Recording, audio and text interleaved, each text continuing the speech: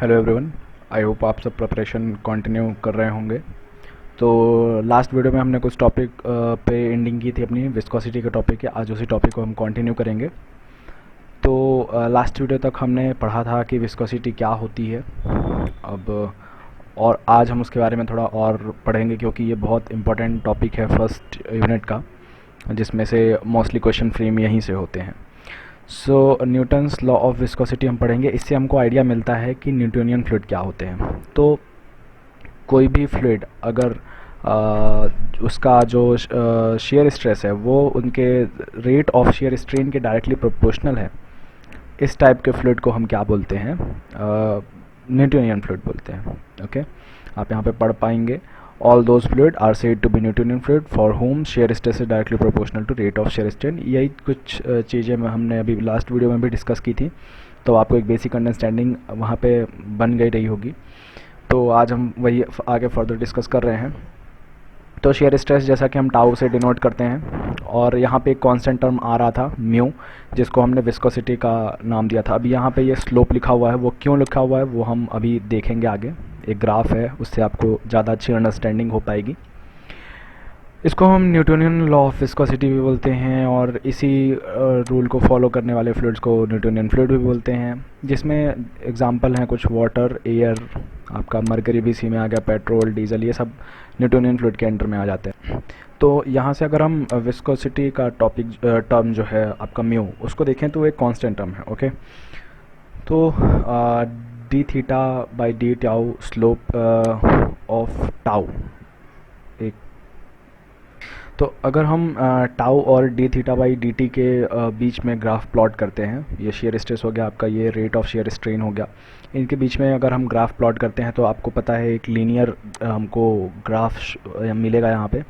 तो ये जो ए, बी और सी, ये ऐसा हम एज्यूम करते हैं, ये अलग अलग फ्लूइड के लिए अलग अलग ऐसा कुछ हमको ग्राफ मिलेगा।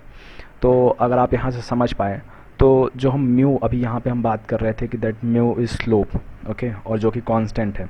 तो अभी यहाँ पे ये चीज़ें समझ नहीं आ सकती थी, लेकिन यहाँ पे आपको इजीली अंडरस्टैंड हो जाएंगी ये चीज़, क्योंकि क्यों ये स्लोप है।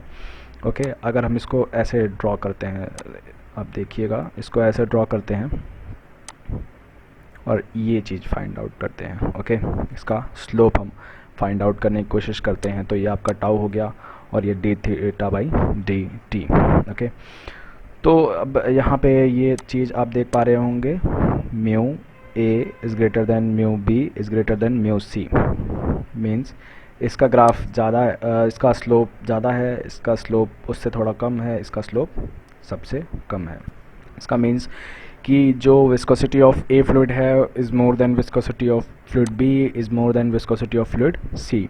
मीन्स कि एक यूनिट डिफॉर्मेशन अगर आपको करना हो, ये यूनिट डिफॉर्मेशन आपको करना होगा लिक्विड ए में, तो आपको ज़्यादा शेयर स्ट्रेस लगाना पड़ेगा।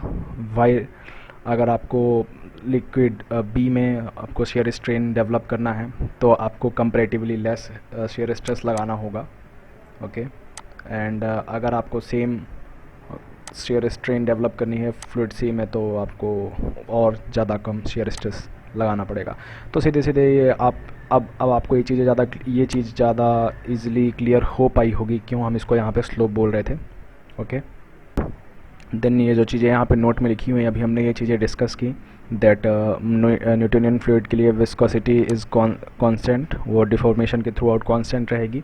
और न्यूटोनियन फ्लूइड का जो रिलेशन है वो शेयर स्ट्रेस और रेट ऑफ डिफॉर्मेशन के बीच में वो लीनियर रहने वाला है, वो अभी हमने इस ग्राफ में देखा।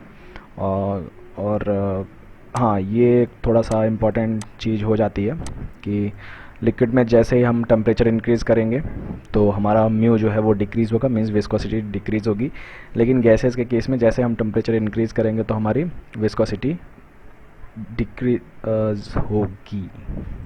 नहीं, ये यहाँ पे थोड़ा सा गलत है नोट्स में, ये इंक्रीज़ होगी। ओके, अब समझते हैं क्यों। लिक्विड में जैसे हम टेम्परेचर राइज़ करते हैं, मॉलिक्यूल्स के बीच में इंटर एटॉमिक डिस्टेंस इंक्रीज़ हो जाती है, इससे हमारी विस्कोसिटी कम हो जाती है। लेकिन गैसेस के केस में अपोजिट होता है, उनके बीच में जो मॉलिक्यूल्स की रैंडमनेस वो इंक्रीज़ हो जाती है, जिसके कारण कोलिजन इंक्रीज़ हो जाता है। कोलिजन उनके एटम्स के बीच में जब इंक्रीज़ हो जाता है तो वो ज़्यादा रेसिस्टेंस प्रोवाइड करते हैं अपने फ्लो को, इसलिए यहाँ पे जो विस्कोसिटी है वो इंक्रीज़ हो जाती है।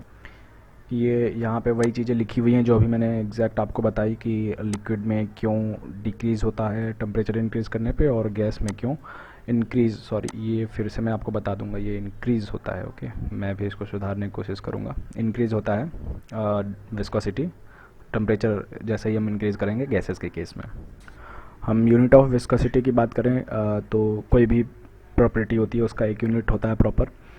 तो जब हम म्यू की यूनिट हम डिराइव करेंगे यहाँ से, आप फार्मूलाज में जो भी, अच्छा ये ए भी कैसे, ये ए और एफ़ कैसे आ गया, जो हम टाउ लिख रहे थे उसको हमने एफ़ और ए के साथ उसको, यार, तो अब हम विस्कोसिटी की यूनिट के बारे में डिस्कशन करेंगे कि इसकी यूनिट क्या होगी।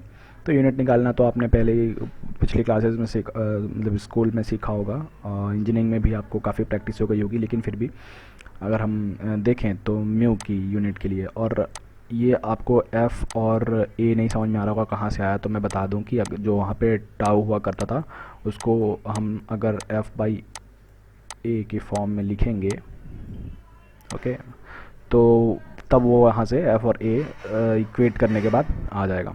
ओके, तो जब हम यूनिट्स अलग अलग प्रॉपर्टीज़ की जो भी हैं वो यूनिट रखेंगे तो वो हमारे पास एक ऐसा केस आ जाएगा जिसमें न्यूटन सेकंड पर मीटर स्क्वायर होगा, जिसको हम न्यूटन पर मीटर स्क्वायर को पास्कल भी लिख सकते हैं, इसलिए पास्कल सेकंड उसकी यूनिट हो गई।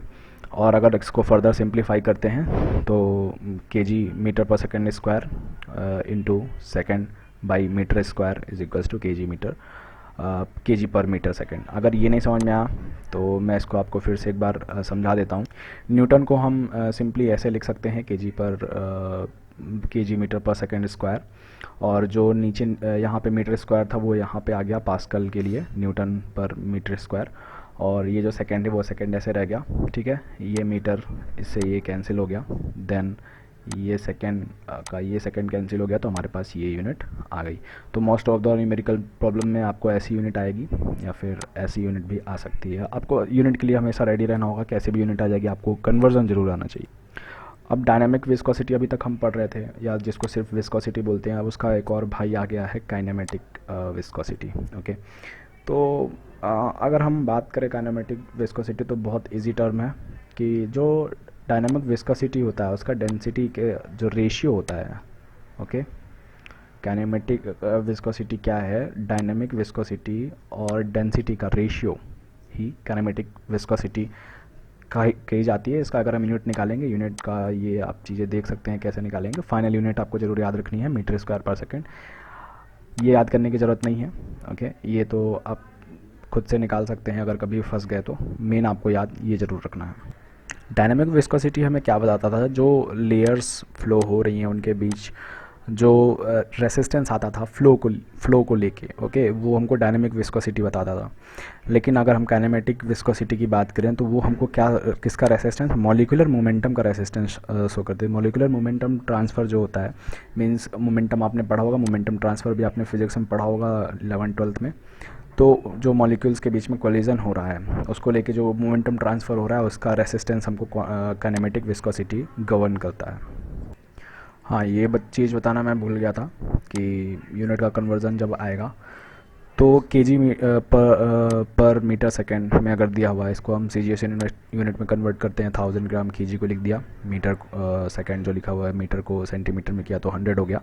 इसको फर्दर जब सॉल्व करेंगे तो हमारे पास आएगा 10 पॉइंट्स, मीन्स कि 1 kg per metre second is equals to 10 points. तो ये ज़रूर याद रखना है, ये बहुत ही इंपॉर्टेंट चीज़ है क्योंकि न्यूमेरिकल में कन्वर्जन में आपके मार्क्स यहीं पे जाते हैं। ओके, काइनेमेटिक विस्कोसिटी की बात करें तो इसकी unit metre square per second हुआ कर रही थी।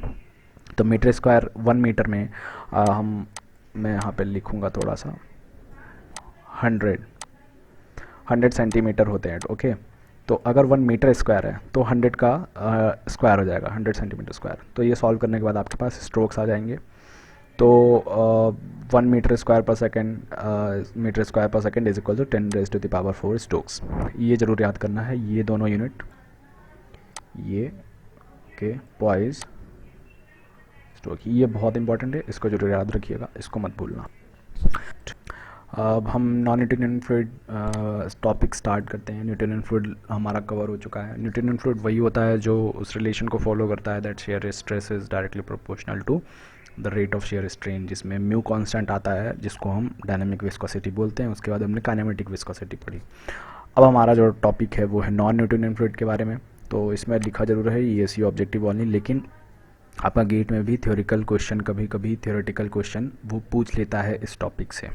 न्यूटोनियन फ्लूइड में हमारी विस्कोसिटी कांस्टेंट हुआ करती थी। ओके सॉरी, एक मिनट। हाँ, हमारी विस्कोसिटी कांस्टेंट हुआ करती through out rate of deformation, but in non Newtonian fluid ऐसा कुछ नहीं रहने वाला है।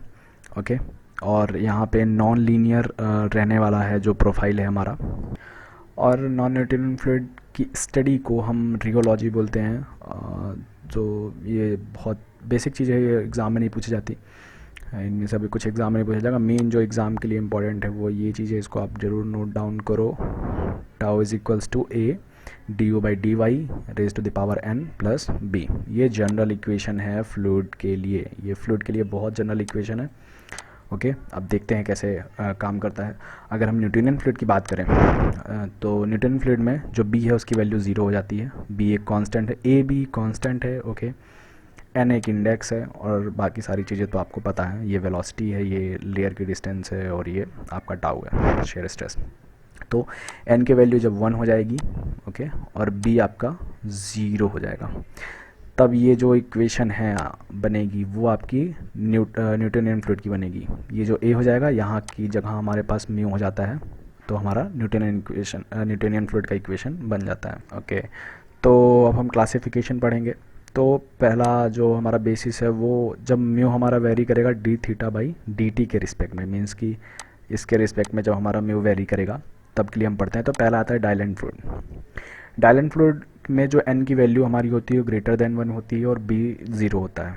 ओके, इसको शेयर थिकनिंग फ्लूइड भी बोलते हैं। मैं समझाता हूँ आगे इसको, जिसमें जैसे जैसे आप d(θ/dt) मीन्स टाइम के साथ डिफॉर्मेशन में इंक्रीमेंट आ रहा है, उसके साथ आपका विस्कोसिटी बढ़ता जाएगा।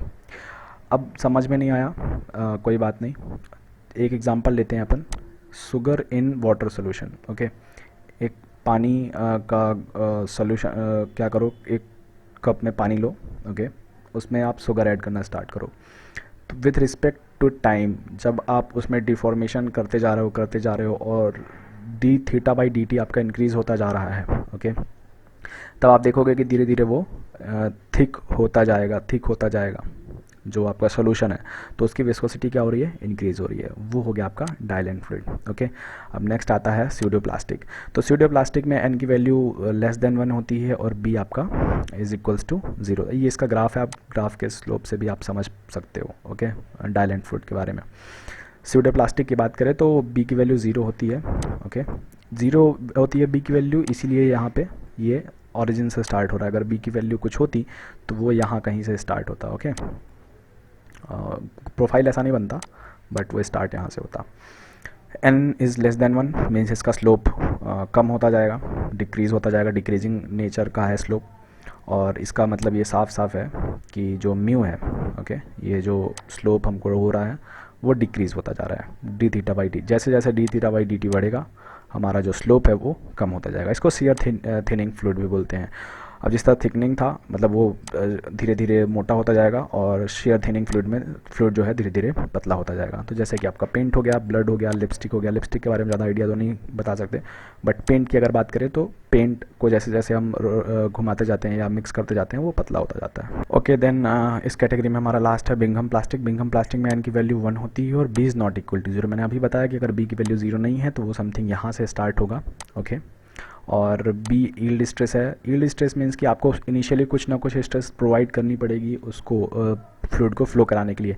जैसे कि आपका टूथपेस्ट, जेल, अगर टूथपेस्ट की बात कर रहे हो, सुबह ब्रश करने जाते हो, जब जैसे ही उसमें फोर्स आप जैसे ही आप टूथपेस्ट को टच करते हो, टूथपेस्ट बाहर नहीं निकलता है, उसमें आपको कुछ इनिशियल फोर्स अप्लाई करना होता है।